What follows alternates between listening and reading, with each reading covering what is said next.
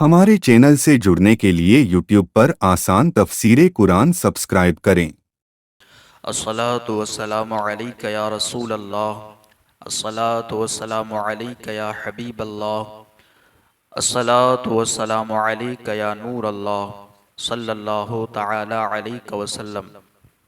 اللہم افتح علینا حکمتک وانشر علینا رحمتک یا ذا الجلال والاکرام۔ اعوذ باللہ من الشیطان الرجیم، بسم اللہ الرحمن الرحیم۔ قل آمنا باللہ وما انزل علینا وما انزل علی ابراہیم واسماعیل واسحاق ویعقوب والاسباط وما اوتی موسیٰ وعیسیٰ والنبیون من ربهم لا نفرق بین احد منہم ونحن له مسلمون ومن یبتغ غیر الاسلام دینا فلن يقبل منہ وهو فی الآخرة من الخاسرین۔ کیف یہدی اللہ قوما کفروا بعد ایمانہم وشہدوا ان الرسول حق وجاءہم البینات واللہ لا یہدی القوم الظالمین۔ صدق اللہ العظیم۔ حضرات محترم، میں نے جن آیات کو پڑھنے کا شرف حاصل کیا وہ پارہ نمبر 3 سورہ آل عمران کی آیت نمبر 84، 85 اور 86 ہے۔ ان سے پہلے اوپر جو آیت گزری ہے آیت نمبر 83، اس میں ہم یہ سن چکے ہیں کہ اللہ رب العزت نے دین الہی کے علاوہ جو دین پسند کرنے والے لوگ ہیں ان کے لیے مذمت، یعنی جو اللہ کے دین کے علاوہ کوئی دین چاہتے ہیں ان کی مذمت بیان فرمائی کہ کیا لوگ اللہ کے دین کے علاوہ کوئی اور دین چاہتے ہیں، حالانکہ آسمانوں اور زمینوں میں جو کوئی ہے وہ سب خوشی سے ہو یا مجبوری سے ہو اسی کی بارگاہ میں گردن کو جھکائے ہوئے ہیں اور سب کو اسی کی طرف لوٹایا جائے گا۔ یہ اگلی آیت کا ترجمہ ہے اور اسی کے تعلق سے ہم نے باتیں سماعت فرمائی تھی۔ اللہ کے دین کے علاوہ جو دین چاہتے ہیں تو ان کی مذمت فرمائی، مگر اب سوال یہ پیدا ہوتا ہے کہ اللہ کا دین کیا ہے؟ جب اللہ کا دین سمجھیں گے تبھی تو ہم اس کے علاوہ کے بارے میں حکم سمجھیں گے۔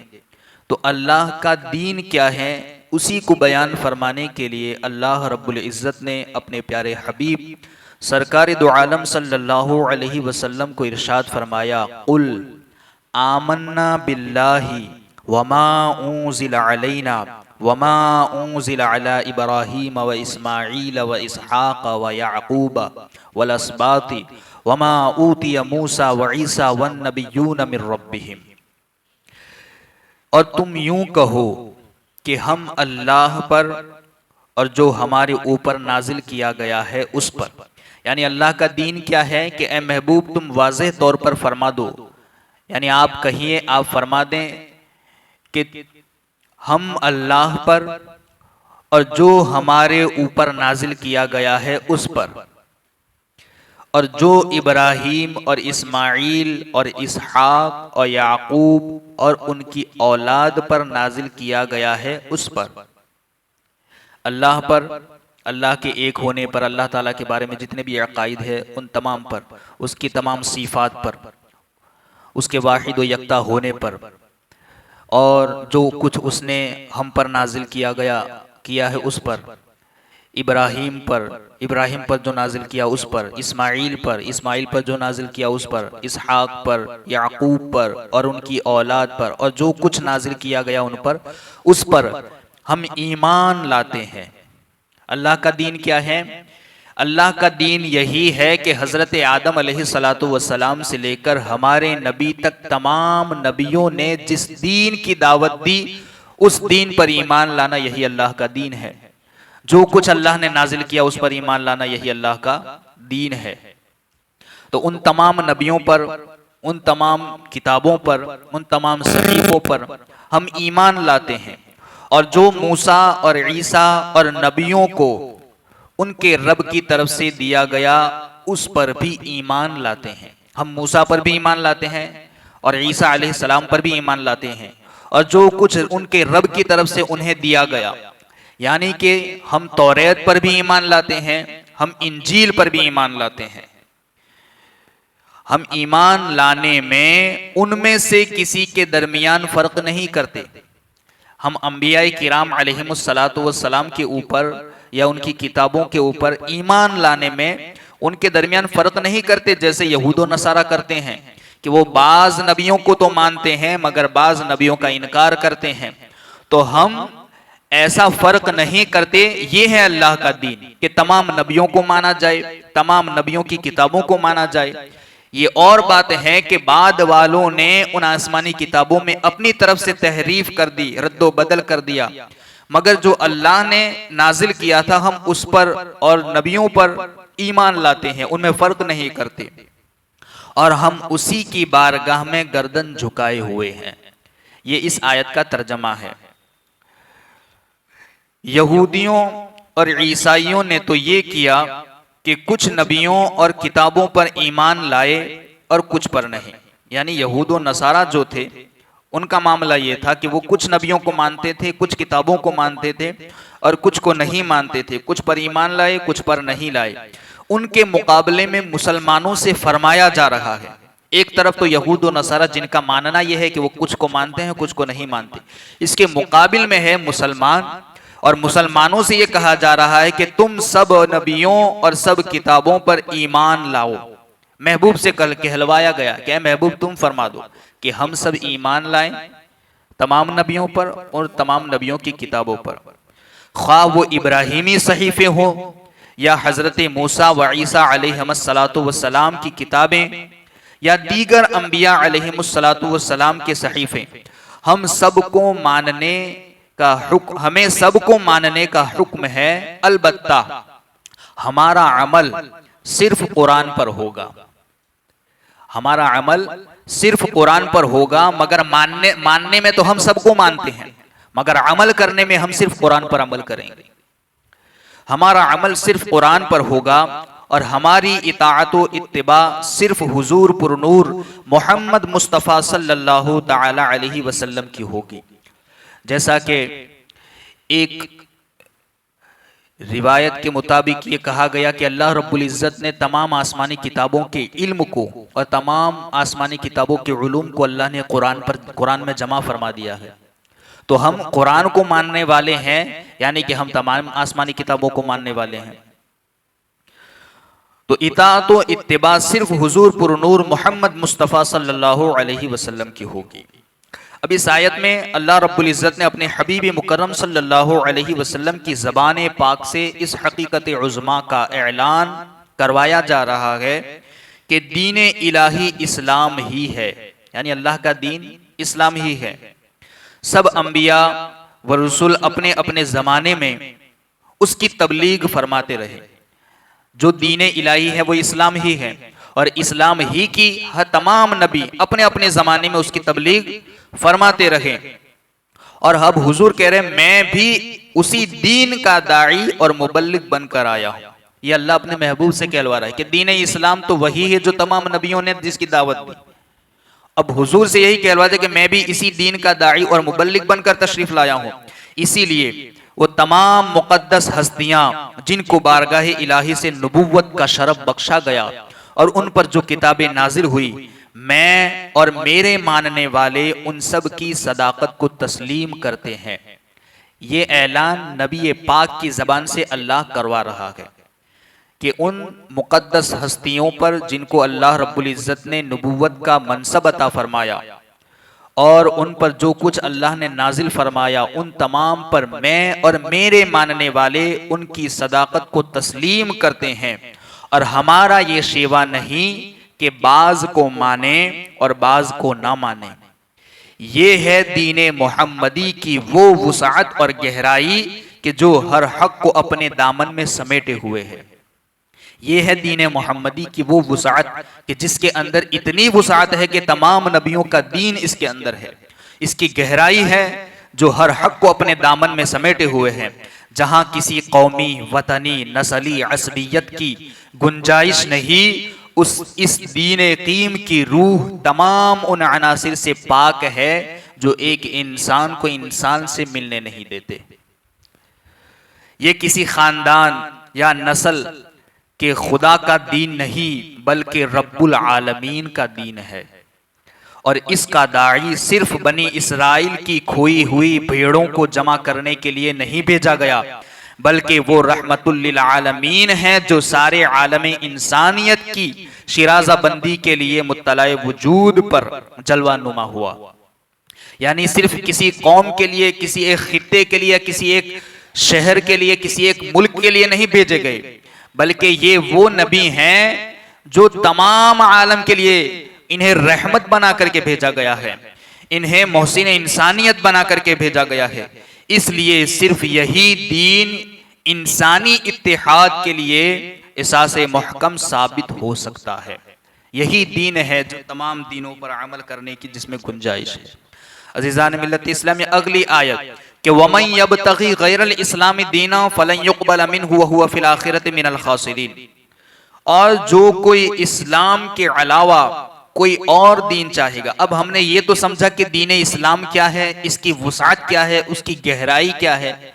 دین اسلام صرف ایک کتاب کو ماننے کا نام نہیں، صرف ایک نبی کو ماننے کا نام نہیں، بلکہ دین اسلام تمام نبیوں کو ماننا، تمام نبیوں پر نازل ہونے والی کتابوں کو ماننا، اللہ کو ماننا، اس کی واحد و یکتائی کو ماننے کا دین ہے۔ اب جب دین اسلام کو ہم سمجھ چکے، اب اللہ کہہ رہا ہے جو کوئی اسلام کے علاوہ کوئی اور دین چاہے گا وہ اس سے ہرگز قبول نہ کیا جائے گا، اس سے وہ دین ہرگز قبول نہ کیا جائے گا، اور وہ آخرت میں نقصان اٹھانے والوں میں سے ہوگا۔ چاہے تو وہ کسی اور دین کے اخلاقیات پر عمل کرے یا کسی انسانی اخلاقیات میں وہ اور زیادہ آگے بڑھ جائیں، مگر جب تک کوئی دوسرے دین والا بھی اچھے کام اگرچہ کرتا ہے، جب تک وہ دین اسلام پر ایمان نہیں لاتا، دین اسلام کو قبول نہیں کرے گا، اس وقت تک اس کے وہ اخلاقی کام بھی اسے فائدہ آخرت میں نہیں دیں گے۔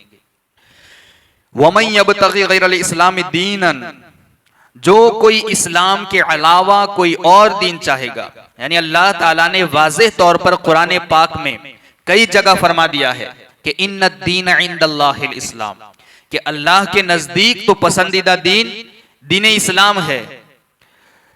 اب اللہ عز و جل کے نزدیک تو پسندیدہ دین صرف اسلام ہے، اور اسلام کے علاوہ کوئی اور دین اللہ تعالی کی بارگاہ میں اس زمانے میں معتبر نہیں ہے۔ اگرچہ ہزاروں دین ادیان آج پائے جاتے ہیں، مگر رب کے یہاں صرف پسندیدہ دین دین اسلام ہے۔ اسلام کے علاوہ کوئی کسی دین کی اخلاقی باتوں پر جتنا چاہے عمل کر لے، اسلام کے علاوہ کسی بھی دین کی اخلاقی باتوں پر کوئی انسان چاہے جتنا بھی عمل کر لے، مگر جب تک وہ مکمل طور پر بطور عقیدہ اسلام کو اختیار نہیں کرے گا، اس کا کوئی عمل بارگاہ الہی میں مقبول نہیں ہوگا۔ اور اب اسلام سے مراد وہ دین ہے جسے حضرت محمد مصطفیٰ صلی اللہ علیہ وسلم لے کر کے تشریف آئے۔ یعنی اب اسلام سے مراد وہ دین ہے جسے حضور لے کر کے آئے ہیں۔ حضرت ابو ہریرہ رضی اللہ تعالی عنہ بیان فرماتے ہیں، یہ حدیث پاک ہے کہ سرکار دو عالم صلی اللہ علیہ وسلم نے ارشاد فرمایا کہ ہر مولود فطرت اسلام پر پیدا ہوتا ہے۔ ہر پیدا ہونے والا بچہ، چاہے وہ مسلمان کے گھر میں پیدا ہو، چاہے کسی کافر کے گھر میں پیدا ہو، یا کسی کے بھی گھر میں پیدا ہو، ہر پیدا ہونے والا بچہ اسلام پر پیدا ہوتا ہے۔ پھر اس کے ماں باپ اس کو یہودی، نصرانی یا مجوسی بنا دیتے ہیں۔ جیسے جانور سے مکمل جانور پیدا ہوتا ہے، کیا تم اس میں کوئی نقص دیکھتے ہو؟ یعنی خلاصہ یہ ہے کہ ہر انسان کی فطرت میں اللہ تعالی قبول اسلام کی صلاحیت رکھتا ہے، اور آخرت کی فوز و فلاح حاصل کرنے کے لیے اس کے پاس یہی اصل سرمایہ ہے جو اسے صلاحیت دی ہے خیر اور شر کو پہچاننے کی. کامیابی کا یہی سرمایہ ہے آخرت میں کامیاب ہونے کا جو اسے دیا گیا. اور جب اس نے اسلام کے سوا کسی اور دین کو قبول کر لیا تو اس نے اپنے اصل سرمایے کو ضائع کر دیا. اور اب اس نے پاس اخروی کامیابی حاصل کرنے کا کوئی ذریعہ نہیں رہا. اس کے پاس اخروی کامیابی حاصل کرنے کا کوئی ذریعہ اب نہ رہا، کیونکہ آخرت کی کامیابی حاصل کرنے کا واحد ذریعہ دین اسلام پر عمل کرنا ہے. اب وہ آخرت میں ثواب سے محروم ہوگا اور عذاب میں مبتلا ہوگا. اسی لیے کہتے ہیں کہ اگر کوئی غیر اسلام پر عمل کرنے یعنی کہ اسلام کے علاوہ کسی اور دین کو چاہنے والا اگر کوئی بھلائی کا کام کرتا بھی ہے تو اسے اس کا بدلہ دنیا ہی میں دے دیا جائے گا. آخرت میں اس کے لیے اس کا کوئی حصہ نہیں ہے. آخرت میں اس سے ثواب سے وہ محروم ہوگا اور عذاب میں مبتلا ہوگا. اسے اسلام قبول نہ کرنے کا افسوس ہوگا اور دوسرے ادیان کے احکام پر عمل کرنے کی مشقت اٹھانے کی وجہ سے پشیمانی ہوگی. اسلام کو قبول نہ کرنے کا افسوس تو ہوگا ہی ہوگا اور اسلام کے علاوہ کسی اور دین پر عمل کرنے کی شرمندگی بھی ہوگی کہ میں نے کون سے دین پر عمل کیا. کیف یہدی اللہ قوما کفروا بعد ایمانہم وشہدوا ان الرسول حق وجاءہم البینات واللہ لا یہدی القوم الظالمین.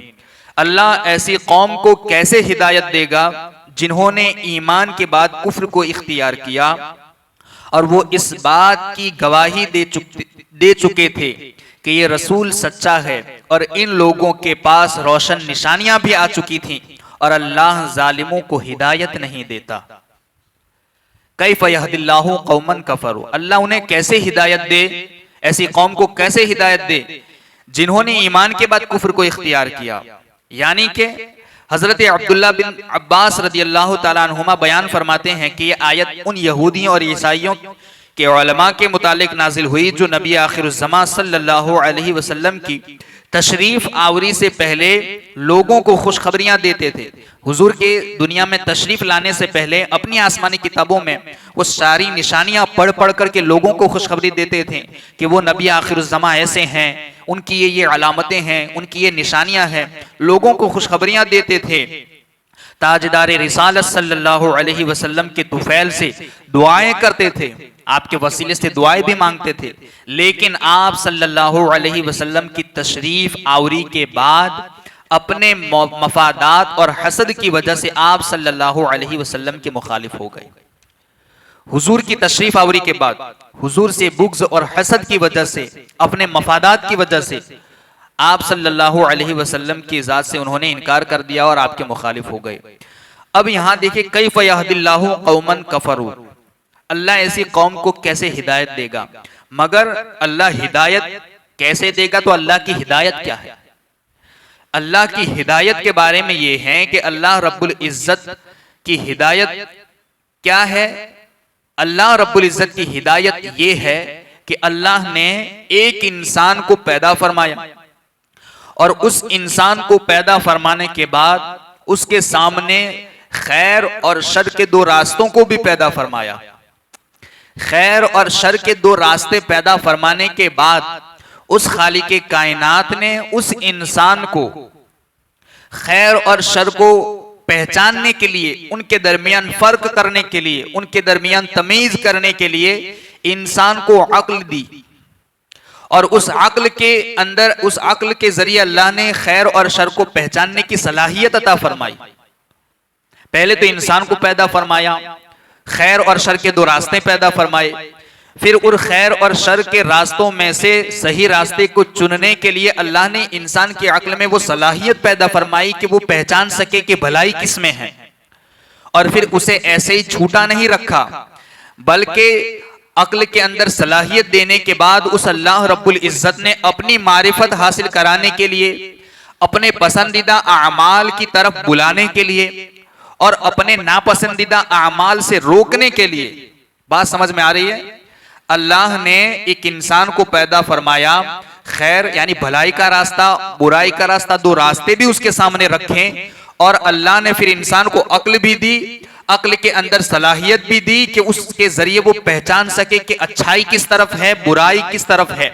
میرا بھلا کس میں ہے، یہ صلاحیت بھی دی اور اس پر بھی اس کو تنہا نہیں چھوڑا، بلکہ اس کے بعد پھر اللہ نے اس انسان کو اپنی معرفت حاصل کرانے کے لیے، اپنے پسندیدہ اعمال کی طرف بلانے کے لیے اور اپنے ناپسندیدہ اعمال سے روکنے کے لیے اس نے قرآن جیسی ایک عظیم کتاب بھی ہمیں عطا فرمائی، اور اس کے بعد بھی پھر اپنے انبیاء کرام اور رسولان عظام کے ذریعے ان کی رہنمائی بھی فرمائی۔ اور نہ صرف اس دور میں بلکہ کتاب دینے کے بعد اس خالق کائنات نے اس کتاب کی تشریح توضیح کے لیے ہر دور کے اندر علماء کرام کی جماعت کو پیدا فرمایا، مجددین کی جماعت کو پیدا فرمایا، جو اس کتاب کی واضح تشریح اور اس کی توضیح کر کے انسان کو سمجھا سکے۔ یہ ہے اللہ کی ہدایت۔ اب یہ اللہ کی ہدایت کس کو نہیں ملی؟ ہر انسان کو ملی ہوئی ہے، مگر ہدایت قبول کرنا نہ کرنا ایک انسان کے پاس ہے۔ اللہ نے دو راستے دیے ہیں، چاہے تو وہ اس ہدایت کو قبول کر کے خیر کا راستہ اختیار کر لے، اور اگر وہ نہ پہچان سکے اور برائی کے راستے پر چل جائے تو پھر آخرت میں اس کا انجام برا ہوگا۔ تو یہاں سمجھانا یہ تھا کہ اللہ کی ہدایت کیا ہے۔ تو اللہ کی ہدایت سے مراد یہی ہے کہ اس اللہ نے تمہیں پیدا فرمانے کے بعد شر اور خیر کے اندر تمیز کرنے والی عقل دی، نبیوں کو بھیجا تمہاری رہنمائی کے لیے، تمہاری رہنمائی کے لیے کتاب بھی اس نے نازل فرمائی، اور کتاب نازل فرمانے کے بعد اس کو سمجھانے کے لیے علماء ربانیین کی جماعت بھی اللہ نے ہر دور میں پیدا فرمائی۔ اب دیکھیں کہ یہ یہود و نصارہ جو حضور کی تشریف آوری سے پہلے تو حضور صلی اللہ علیہ وسلم کی علامتیں تو بیان کرتے تھے، نشانیاں تو بیان کرتے تھے، حضور کی تعریف و توصیف بھی کرتے تھے، مگر جب حضور دنیا میں تشریف لے آئے تو پھر اس کے بعد اپنے مفادات کی وجہ سے حضور سے حسد کرنے لگے اور آپ کا انکار کرنے لگے۔ یہ حسد ایک انسان کو کبھی کبھی کفر تک لے جاتا ہے۔ کسی سے حسد کرنا یہ بہت بری بات ہے۔